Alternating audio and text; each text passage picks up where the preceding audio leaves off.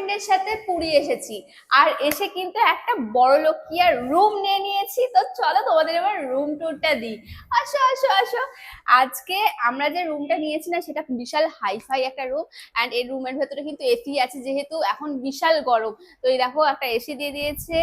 আর এই দেখো কি সফট। সব থেকে ইন্টারেস্টিং কি জানো, এখানে একটা ফ্রিজ দিয়েছে গাইস, এলজির ফ্রিজ, যে ফ্রিজটার মধ্যে ঠান্ডা ঠান্ডা হাওয়া বেরোচ্ছে। এখানে কত সুন্দর কফি দিয়ে দিয়েছে, মানে আমরা চাইলে কফি খেতেও পারি বা বাড়িতে নিয়েও যেতে পারি। মানে ভাবতে পারছো, আমি তো প্রথমবার দেখলাম যে রুমের ভেতরে সোফা, তাও এত সুন্দর।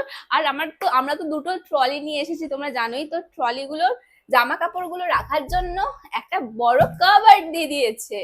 এই দেখো, ওই দেখো নীল সমুদ্র, পুরো মনে হচ্ছে আন্দামান নিকোবর দ্বীপপুঞ্জে চলে এসেছি আমরা। আচ্ছা, ব্যালকনি দিয়েও আমি সমুদ্রের ভিউ এনজয় করতে পারবো। আমরা কিন্তু রয়েছি লাইট হাউসের কাছে। এটা হচ্ছে আমাদের রুমের বাথরুম। বাথরুমে আমরা এখন স্নান করব, ফ্রেশ হব, তারপরে যাব খেতে। অ্যান্ড বাথরুম থেকে বেরিয়েই আমি ঠিকঠাক স্নান করেছি কিনা সেটা দেখার জন্য এখানে একটা আয়না দিয়ে দিয়েছে।